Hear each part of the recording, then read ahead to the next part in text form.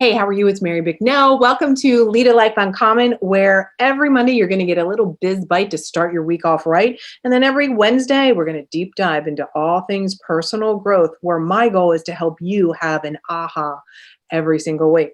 You know, this podcast is for you, for the woman who's the go-getter, who knows there's more inside. And you know what? You're ready to smash through that self-imposed glass ceiling so you can finally see what you're made of. Ready? Let's go. Have you ever had that moment where you think, oh my God, I'm so burnt out? And then you're like, this burnout thing's been going on for a while. Today, we're going to be talking about the stage past burnout. I personally think it's being fried. Fried is the official state past burnout. So let's talk about how to handle that today. Let's give you some new insights, some new ways to look at making sure, first of all, that you don't even get to the burnout stage, but God forbid that you get past that. Take a breath. But first, I want to really thank you for going in and giving me some 5 stars. I really am so grateful and so honored that you are listening out there. JL Gnome says, perfect for the female entrepreneurs that want more out of life. Mary has a way of putting things in perspective that gets you thinking and taking action. Wonderful podcast with actionable steps to lead a life uncommon, to truly lead a life uncommon. Thank you, JL Gnome. I hope that you reach out to me and screenshot that, because I have an incredible training that's coming up to be able to give you a copy for it. Okay. So when we think about burnout, it's really what we're talking about, right? Is like overwhelm, overload, stress, exhaustion. And I want to say that some of the other emotions that are around that, it's like feeling that moment where you're wondering whether you're freaking drowning. Have you ever had that moment where it's like, I cannot do any more? And so, of course, there's a lot of contributing factors to this.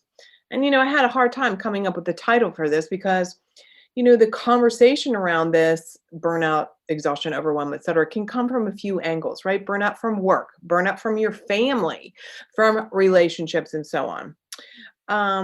In fact, make sure to listen to a Biz Bites Monday down the road.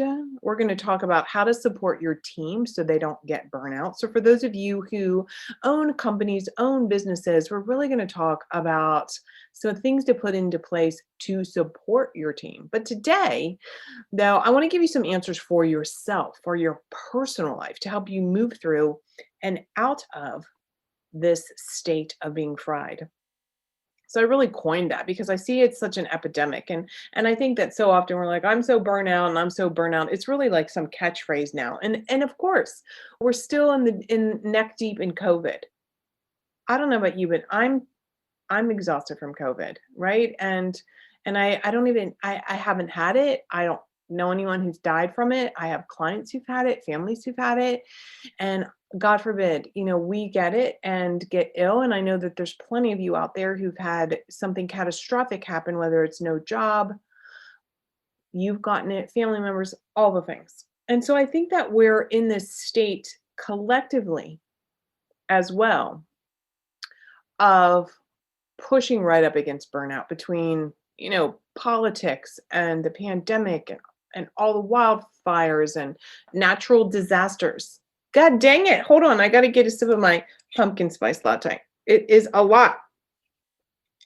It's a lot. So let's all take a collective breath, because I know I need that. Just rattling through that list. So let's turn this around, okay? Because by the end of this, what I'm going to do is I'm going to walk you through some uncommon action steps like we always do every single episode. Because remember, I want to support you in your success. And part of burnout is like living in a mediocre state or worse. And let's remove that. Let's remove that. By the end of this, you're going to have some action steps, some things to think about, some suggestions for change. Sometimes burnout really is noticeable, isn't it? When you're an overachiever. When you're an overachiever, it's almost like if you looked up, and I did not, usually I do, I did not look up what's it like to be burned out, and I did not look up overachiever. But I want to press your button a little bit. And if you claim yourself to be an overachiever, because I certainly do, right? I'm very successful, and there are moments where I go, go, go, go, go, go.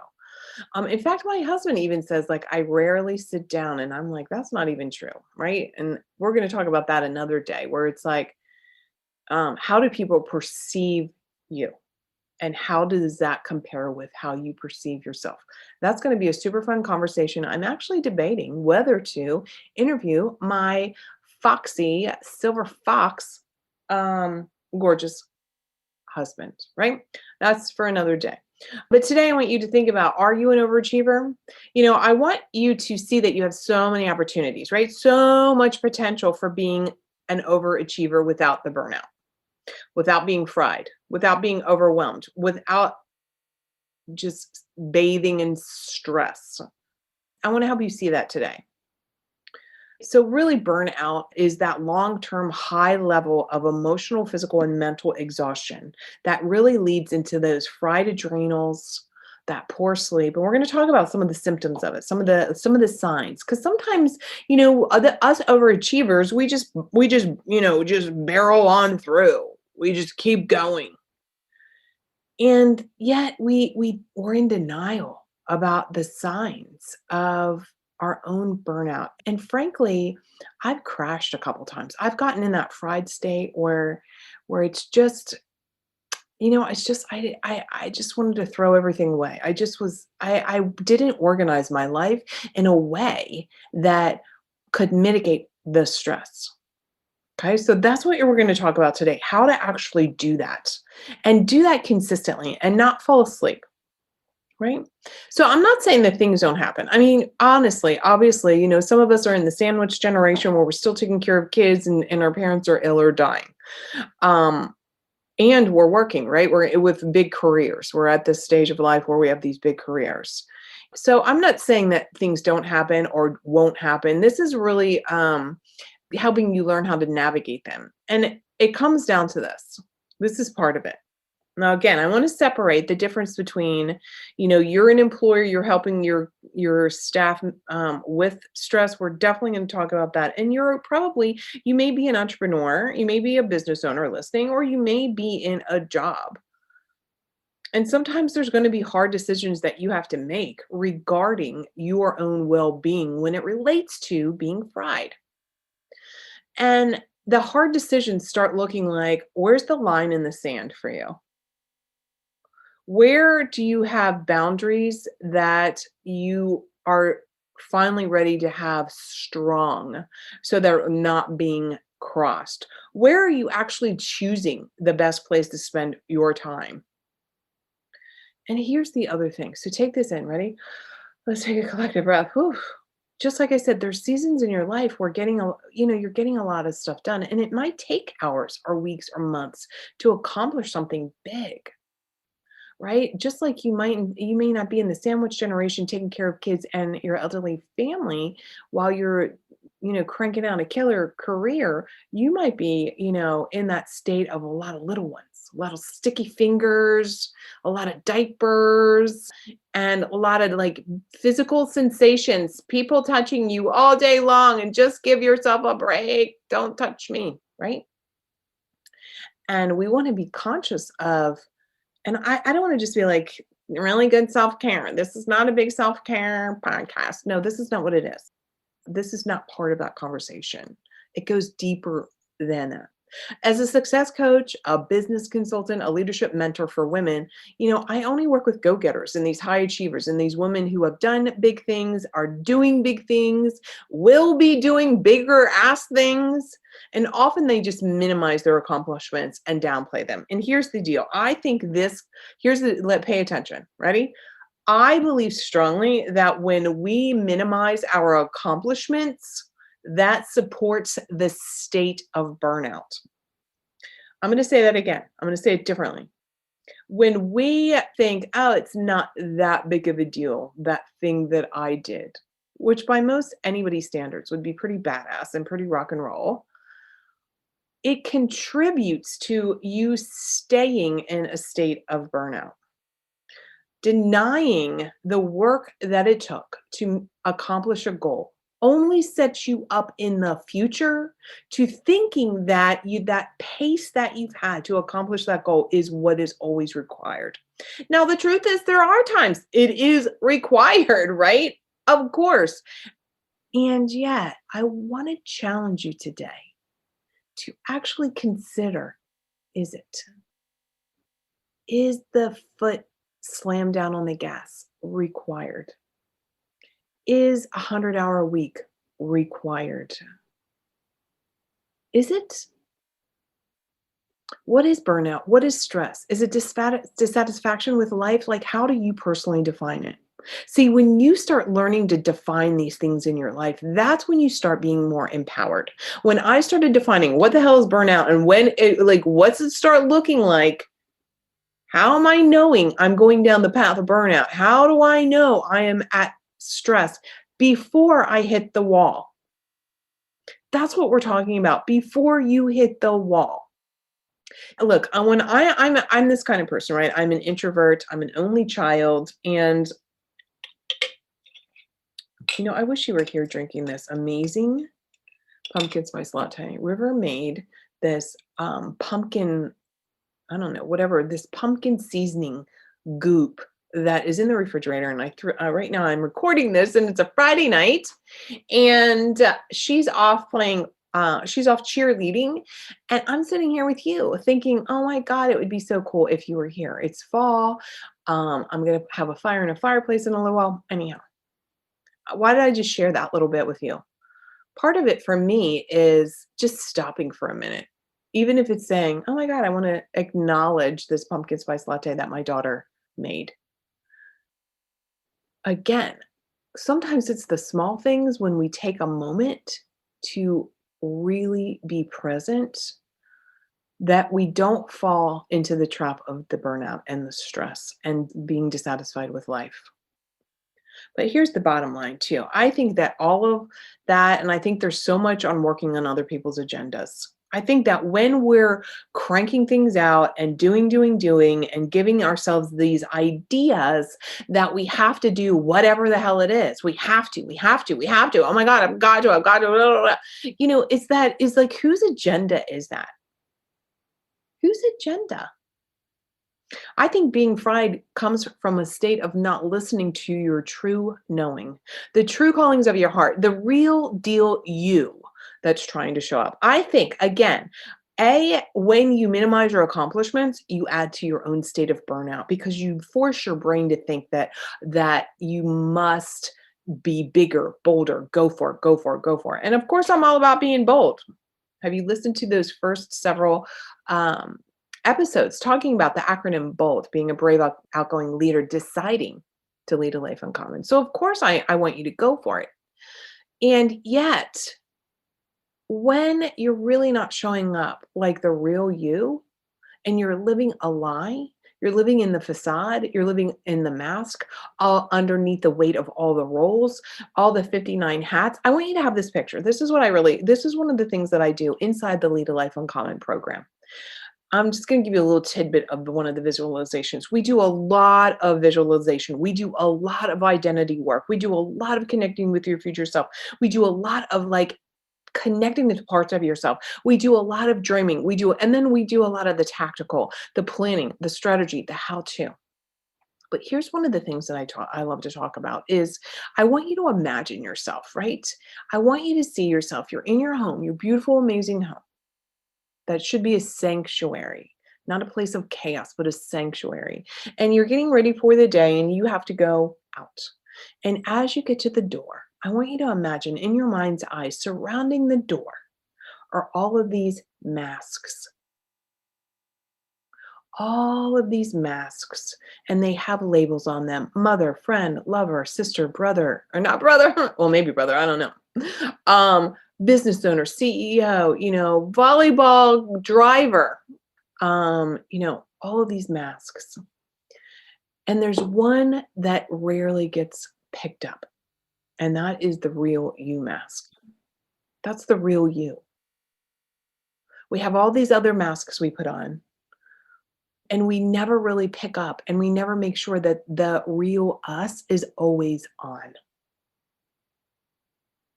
Why? Why? Why is that one not always on? It's permanent. We can get rid of all the other masks. When you're the real deal you, at first it's not always easy when you've been living a facade and when you've been wearing all those masks or falling prey to all those roles or living to somebody else's agendas or minimizing yourself. But what the reality is the more that you can be the real you, the less stressed you will be. Now, I don't know how this works. I wish I could just be like, this is how it works and this is the magic behind it. But there's something about when and people call it like being in integrity, being in alignment, listening to your soul, listening to your purpose, listening, like it's all of those things. So I can't put one word to it. But see, this is the thing. You have glimpses of when you are the real you. And that's when you're in your genius zone. That's when it's flow and ease. That's when things just come to you. I also think that if you're like most women, you've probably had zero examples how to be completely honest with yourself about what you want. You've been told to put yourself last, and logically, that leads to being fried. I mean, let's be honest. This is not like, all of you out there could write a book on dieting, all women, right? This is how we're beaten up in a society. We could all write like how to lose 10 pounds. You might not implement it, but you know what to write. I think the thing that happens is, like we know traditionally we've been told to put ourselves last. So logically, if we are the last on the list of things to do to be taken care of, obviously we're going to end up tired, fried, exhausted, and probably bitchy, upset, depressed, feeling sad. Not speaking up and being your real self is stressful and exhausting, and it leads to being fried. Look, I want you to get this. I want you to get that taking shitty care of your mind leads to being fried. Taking less than excellent care of your body leads to being fried. Being in toxic relationships, whether that's with your mom, your friends, your husband, your lover, your freaking dog, a job, being in toxic relationships leads to being fried. Being afraid to trust someone to help you because maybe you've had traumatic experiences with people and you don't trust leaning on somebody. You don't ask for help. This all leads to being fried. You get the picture. Being fried is a terrible state to exist in, being burnt out. And I know you're out there listening to me and you are. I know it because every single day when I'm working, this is what I hear. I'm going to share some examples of some of the things that women say. We're going to talk about that. We're going to talk about some of the things that women say. And I want to give you some examples of what it looks like to be fried. I'm going to give you just a couple today of what women say to hold themselves back. But pay attention to episode 19, the very next episode. I'm going to give you a laundry list. I'm going to give you a laundry list of what women say to hold themselves back and and how they perpetuate themselves being fried. But let's talk just a couple today. And I really want you to ask yourself. This is about bold truth day. I probably should call this like bold truth day. Have you asked yourself how you've contributed to the state of being burnt out or fried? And have you done it without blame? See, you may have had some impact yourself on being fried. And I'd like to open your mind and help you open your mind around what's true or not. Again, how have you, or have you asked yourself how you personally have contributed to the state of being fried and doing without blame? See, when you have contributed to the state of being fried out of your mind, exhausted, tired, and weary, and you do this without finger pointing to anything or anyone outside yourself, that's a game changer. Hey, look, I'm going to tell you the God's honest truth. I am a recovering finger pointer.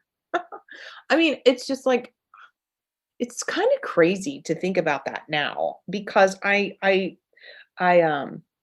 value radical responsibility in my own life, and it's so liberating. And see, the thing is, I didn't understand how liberating it is to just be responsible for my own life. I wanted to blame everybody. I was finger pointing, finger pointing, finger pointing, and somehow I fell to prey to the lie that somehow will alleviate my feelings of stress. And guess what? It didn't. It didn't. It compounded it. It just made me feel worse. Why? Because the more I finger pointed, the more I was just chewing on that shitty story, whatever the blame story was. I've howled at the moon about my mother. And I know I've shared on this podcast, we don't have a relationship, and I'm fine with that now. And it was hard. But I've complained through my life, right, that it was her fault that I learned to eat my emotions because I was a latchkey kid from age 5 to 13. How many of you remember General Hospital? I mean, like Luke and Laura. Oh my God, right? I don't even know if her soap operas are still on. I swear to God, I don't even know. But here's what I would do. I would go steal money. I would come home. Like, you got to remember, 5-year-old, take a break. Can you even imagine your 5-year-old like going in, unlocking the door to their apartment and going in by themselves? Anyhow, I used to steal money out of their coin, like their piggy bank coin, chest. It was this barrel. It was a green barrel. It was plastic, and it had this plastic plug at the bottom. And I would go get a knife and I would pry it open and I would take out a couple quarters. And then I would walk down to the 7-Eleven all by my little tiny self. And I would either steal something or I would get Skittles. And then I would go back home and I would sit down in front of General Hospital and I would organize those Skittles and I would eat them because I was like, of course, I was afraid. I was afraid to be by myself. So General Hospital kept me company. I grew up in that apartment complex and, by myself for hours, that's not always the best thing for a kid, right? So I would exhaust myself and just in this emotional frenzy. Now, granted, I've had tons of therapy. I've hired numerous coaches, so I've worked through this. But my point is, I've worked through that to the place today where there's no more finger pointing. You did this to me. There comes a moment when you take radical responsibility for yourself. And you have to recognize that the more you whip yourself up in this frenzied state of blame, the more you perpetuate the victimhood of yourself, right? Until I took ownership of that, the more I pointed the finger, the more I offloaded responsibility for my own mental well-being, the more I perpetuated the victimhood. I was just swimming around in it. And shit, I was doing all this while I was still, remember, being super successful. So if you're really successful, I like really pay attention here. You can have both states of being. You can be super successful and on many levels be really happy, but on the other end, you can be burnt out. There can be whispers where you're feeling proud of yourself. I want you to have more of those and not just whispers. So, with being whipped up in that state, right? I was just striving to be super successful. And I pushed and I pushed and I pushed and I pushed and I pushed and I pushed for all this external validation that I didn't get from her. And when in reality, the only truly satisfying validation for my own success could only, of course, come from me. And I was usurping it by pushing harder and harder and harder and harder until I became fried. Because look, there are people in your life, my friends, that no matter how successful you are, they can't see you. And as I said earlier, are you being the real deal you? Now, they may never see you. Now, I can really say this. I have to work on this. This probably is some normal phenomenon that I didn't really fully understand until I had children, right? So River is 15 and my stepdaughter from my former life, Sarah, is a grown-ass woman. And I have to remind myself, like, she's 35. She's a grown-ass woman. And yes, I was extremely young when I married her father. But she's like a grown woman. Now, it's not that I don't know that she's a grown woman because we have the most brilliant, fabulous, delightful, oh my God, I could talk to her all day long, conversations. I also see her as that little girl with the ponytail, just like River, who's 15. Of course, I still see her like the baby. I can still literally remember birthing her, not to be TMI, but I can. And now she's, 3 inches taller than I am. Brilliant. So I understand the dynamic that sometimes people don't see you. I strive, and if you're a parent, I want you to encourage you to strive to make sure that you are continuing to see your children as they evolve. And are you seeing yourself, more importantly, as you evolve? And are you evolving? Because we know that sometimes people have to hit a wall, and sometimes being fried is what it takes to make a change. And sometimes people only wake up from their fried state after getting sick, after getting a divorce, getting fired, seeing friends disappear, keeping weight on, going bankrupt, having kids they never want to see them, having kids.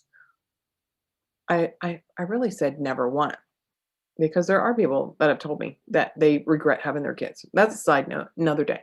But they only wake up. Sometimes people only wake up when they have this moment where maybe their kids don't even want to come and see them. And they're like, why? Why? Now, most people never change. Let me tell you that. Obviously, that will never change. But sometimes people hold really tight on. Here's another thing. So if you catch yourself saying something like, well, this is just who I am, or I know I'm just a control freak, you need to reevaluate that right now. Wake up. I am calling you out. If you are sitting on your throne of this is how I am, or I know I'm a control freak, and you are unwilling to make a change, you might as well stop listening to this right now.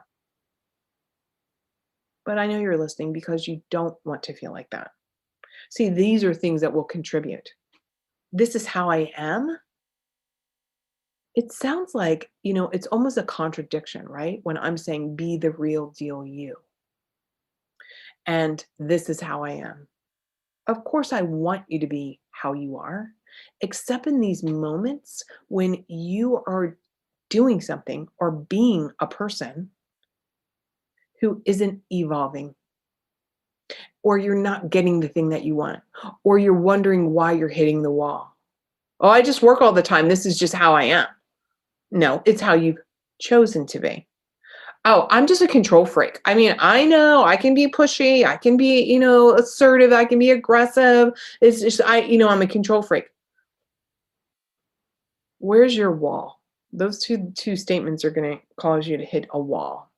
So how do you recognize it? Let's just get to some of this so that you can be able to understand some common signs, but of course you're unique. So I'm going to rattle through a couple things for you that are different, various ways to recognize. And I want to really support you. And you want to probably listen to this podcast over and over. So wherever it is, look right now on the timeline. I don't have it in front of me, so that you know that you can go in and go through this list and ask yourself, really do this assessment.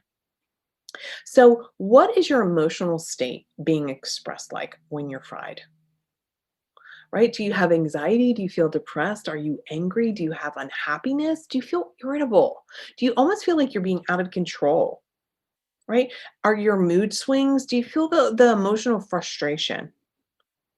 Is this a sign that you're getting closer to hitting that wall of being fried and burned out? Sometimes we have these mood swings because we do feel out of control. We feel very frustrated. We feel despondent. We feel like we don't want to. Why bother? What about what's happening physically for you? What's happening in your body? You know, are these headaches that you're having, are they because you're literally stressed? Whether it's even like you're clamping your jaw, you're furrowing your brow, you're not drinking water. Like, what is it? How is your sleep? How are your dreams? I hired this amazing woman, and she is a Jungian analyst, and we would talk about my dreams, and they were such. I used to have horrible, horrible nightmares about my mother. I mean, and literally, I can remember horrible nightmares from like when I was in third grade to today, right? But what are those dreams telling you? They're a sign. I used to have terrible dreams when I was in the middle of a divorce about tornadoes. Like, oh my God, I could just like, I literally right now, I can feel the dread. I can feel the dread. I can see the dread. There's the tornadoes. Like, literally 5 or 6 dreams just popped to mind. Are you tired? Do you have pain?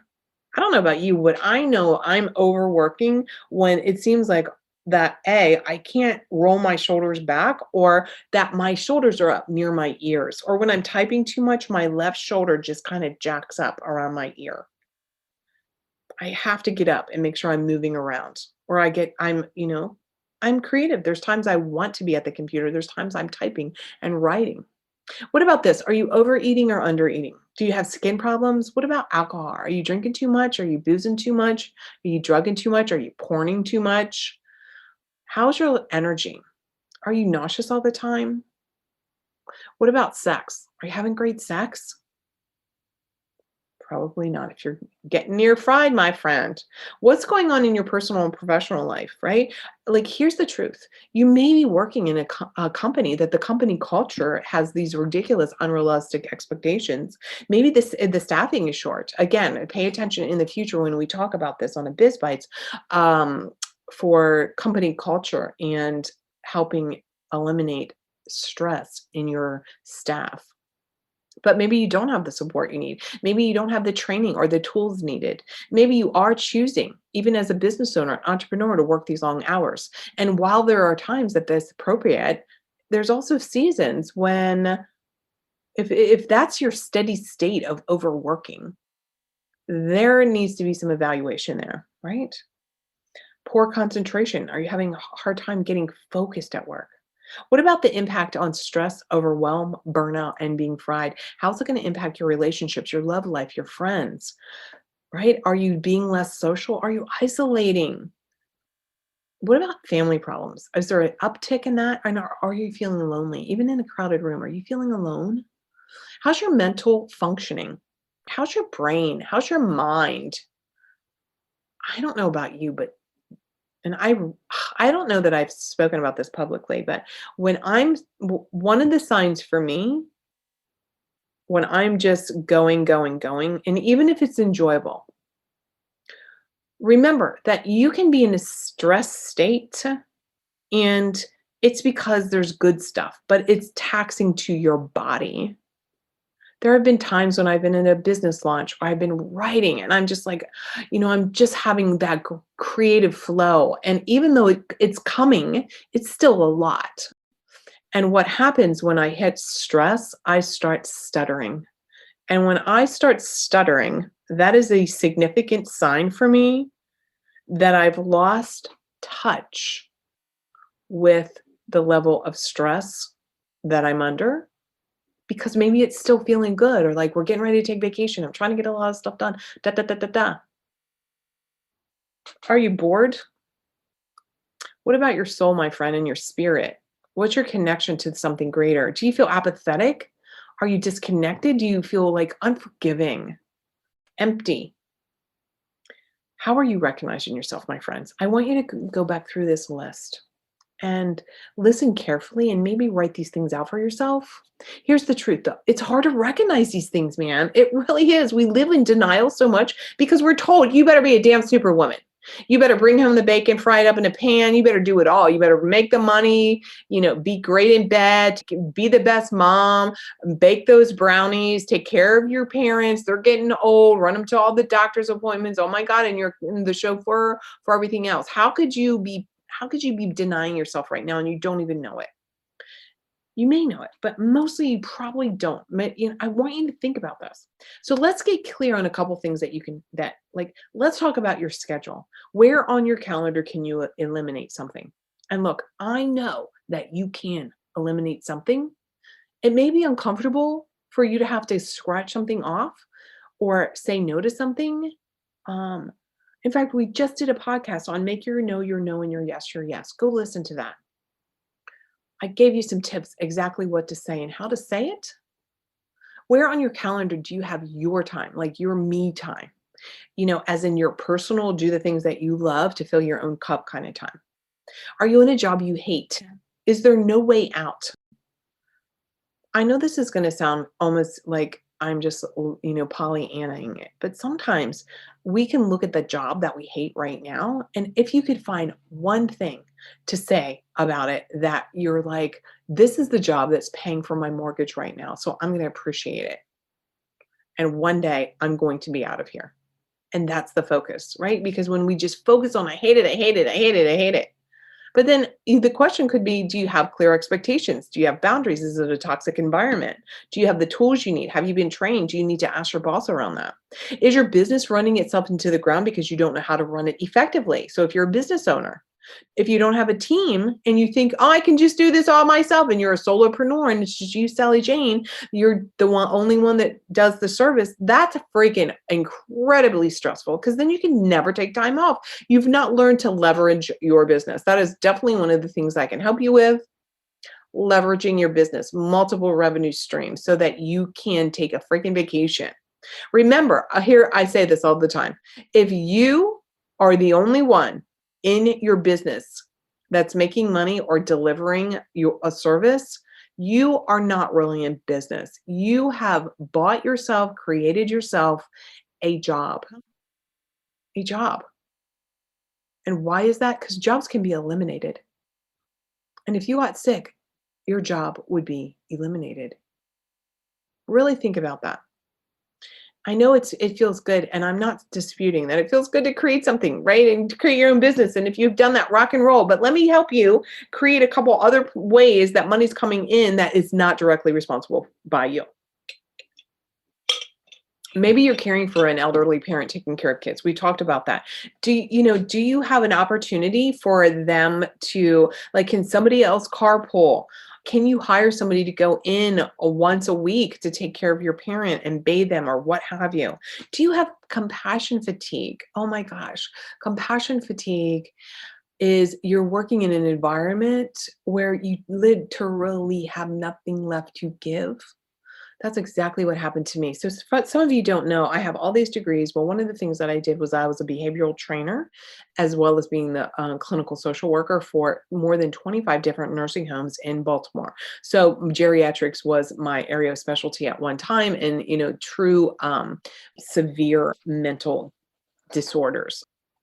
And I remember the day that I had to quit my job, and I knew it was coming. It was like I could feel it coming, but it was that day that I just walked down the hallway. I just literally didn't have it in me anymore to answer the calls for help. I legit did not have it. And then the snapping point was for me is when one of the caretakers to one of my patients was saying, like, she's lucid, she knows what she's doing. And I just snapped and I just told her, like, she needs to go get a job at McDonald's. I didn't say it that calmly, but I just had it. I just had it. So what else can you eliminate that's causing you stress? We talked about the fact that we're all under the burden of COVID still.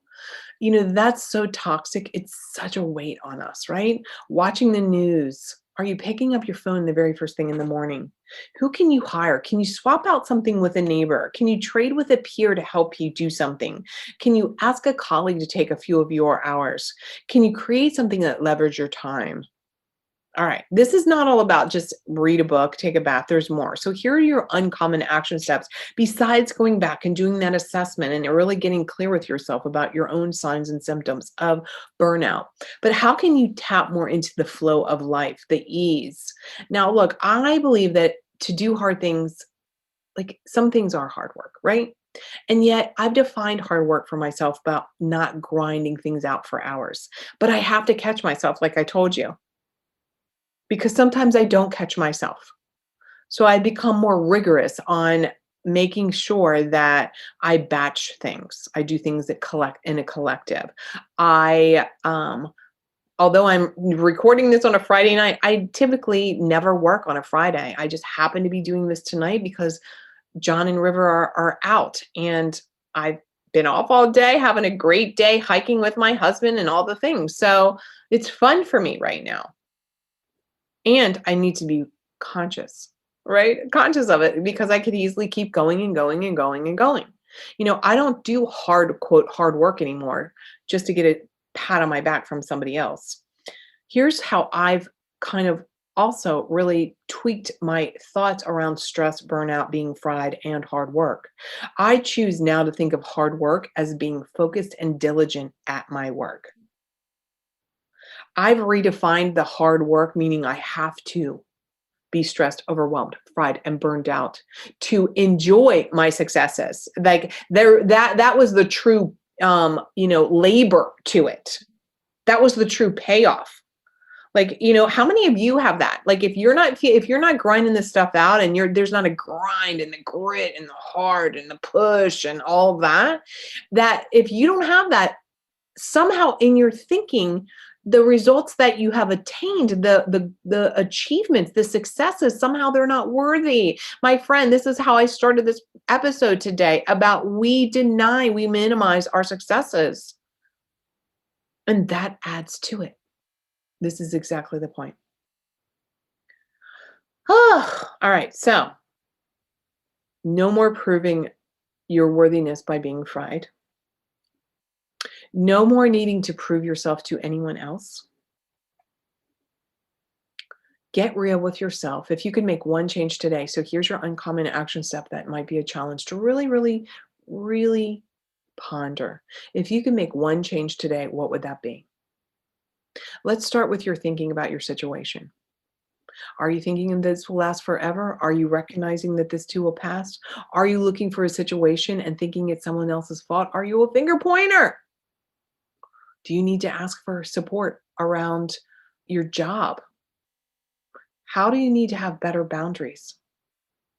If you see yourself as controlling, can you be open to the fact that being controlling and being in control are two different states of being? Let me say that again. If you see yourself as controlling, right? Like this is just how I am. I know I'm a control freak. Can you be open to the fact that being controlling and being in control are completely different states of being? Let me explain this. Being controlling is grasping hard out of fear, out of lack of trust, out of feeling out of control, and then all these things are outside of you are negatively impacting you. So you just hold on so tight to the delusion, the freaking delusion that you can influence people and situations. And you're just, oh, it's just like grasping. And if you're not sure whether you're controlling, just ask the people around you, okay? That's completely different than the state I know you prefer to be in, and you may not know how. This is what we talk a lot about, that identity in the Lead a Life Uncommon program. How do you be in control, not being controlling? Being in control is being aware and conscious and vigilant with your thoughts, feelings, and actions. It's choosing to be in a state of being grounded, of feeling grounded, even in the face of chaos. Which remember, chaos leads to stress and overwhelm and burnout and being fried. See, it's because you are aware you have an internal control, meaning no finger pointing, but an internal control over your responses and your reactions. Really, being controlling is finger pointing and blaming and manipulating, and it always has a terrible outcome. And the people around you are unhappy as well. It's just a shitty, terrible vicious cycle. And the other, there's zero finger pointing. And my friends, that's even not even blaming yourself, not even beating yourself up. There's no finger pointing even to you. And there's zero claim on being a victim. And what it does is when you learn to be in a state of control, grounded, conscious, it solidifies the trust in yourself that you can handle things. Well, sometimes you need to get all this stuff on paper, look at it, be real with yourself. And if you continue to spin out, then it's time to help have somebody else get their eyes on it. And not your friend's eyes, not your mama's eyes, not your lover's eyes, but somebody who can help you see what you can't even see. Every single client that comes to me has a list of reasons why she isn't where she wants to be. And some of these are real reasons, and some of them are excuses. So today I want to remind you that a reason leads to a solution, and an excuse only leads to blame. Ask yourself, how often am I blaming, finger pointing, looking outside of myself? And how is this contributing to feeling more stressed, overwhelmed? And is this leading to being burned out and fried? Oh, this has been a full episode for you. A lot of juicy pieces here. Listen to it again. Ask these questions. Do the assessment. I believe in you. You deserve to allow yourself to be bold and lead a life uncommon. I'll see you next time. Bye now. Hey, you've been listening to the Lead a Life Uncommon podcast. I'm here helping you create a life to allow you to do whatever the heck you want to do, whenever you want to do it. If you got some value out of this, I'm going to ask you, pop over and give a 5-star review. Subscribe and share this with a girlfriend you know is ready to lead a life uncommon herself. And I want to give you a couple things. Number one is pop over to marybicknell.com/podcast. I have something called the Guide to Your Hidden Thoughts Around Money and Success. You're going to uncover some good stuff there. It's a little workshop I'm giving to you. And another thing I want you to take advantage of is this exercise I did all around connecting with your evolved future self. You're gonna love this exercise. It's gonna be fantastic. In fact, when you're done, please, please, please go and tag me on Instagram or any of the socials and tell me what you thought. I'm looking forward to hearing what you have to say, and I'll chat with you soon. Bye now.